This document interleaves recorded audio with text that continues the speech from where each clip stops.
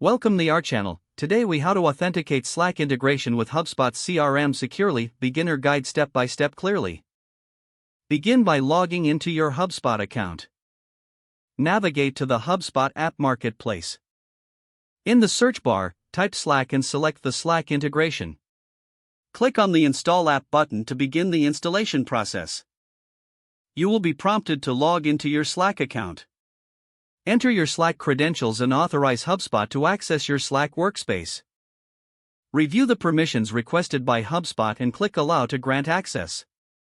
Next, you will be redirected back to HubSpot. Here, you will see a confirmation message indicating the connection has been established. To ensure a secure connection, go to your HubSpot settings.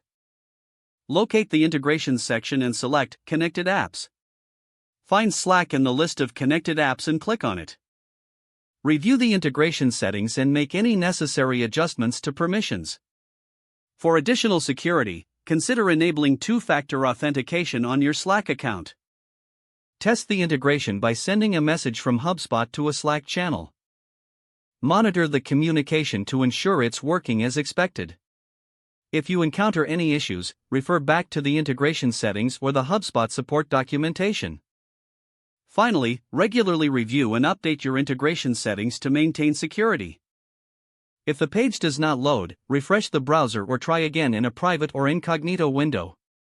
Make sure you are using the correct email address, then retype it carefully to avoid small typos. If your password is not accepted, use the reset option and create a new strong password you can remember. Check your spam folder for verification or security emails, then complete any requested confirmation steps. Enable two-factor authentication if available to improve account security and reduce unauthorized access risk. After signing in, review your profile details so your contact information and settings are accurate and current.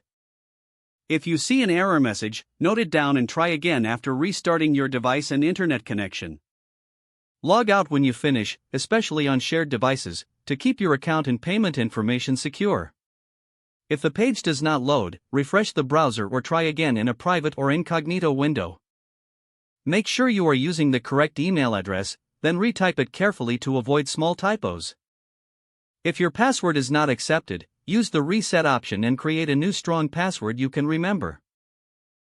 Don't forget to like this video and subscribe to our channel for more step-by-step tech guides.